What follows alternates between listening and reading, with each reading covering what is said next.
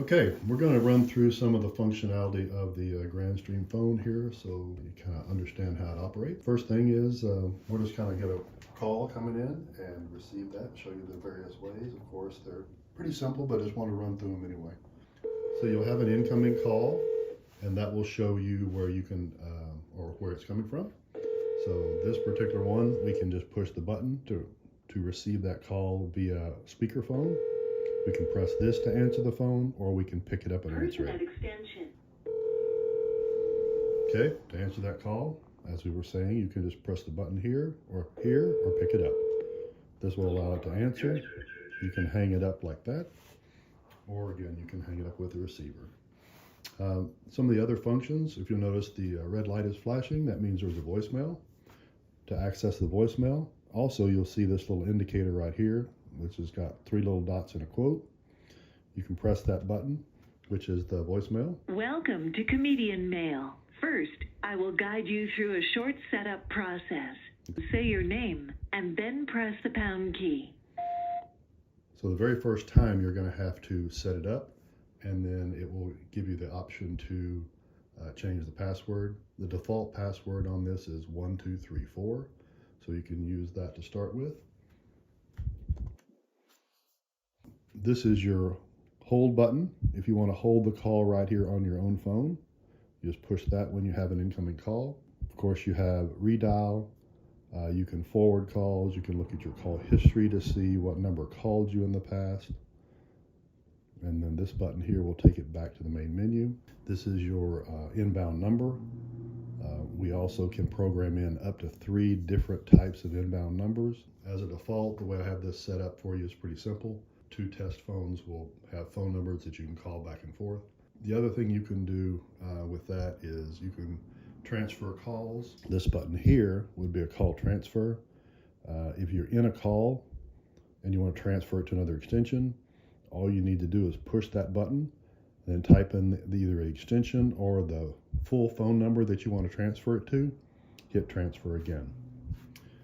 This one is the conference button, to where you can have a call same way. If you're talking with somebody and you want to add somebody else, push that button, then dial the extension, push that button again, and that will allow you to have all those calls put together.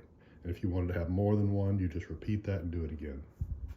This is your mute button for your speaker or for your headset or for your receiver. This is the handset button. If you configure a headset, that will turn the headset on and off. Over here, we have the volume control and the ringing control. When there's nobody on the phone, you can adjust your ringing level. And when you're on a call, you can increase or decrease the audio that way. This is your speakerphone.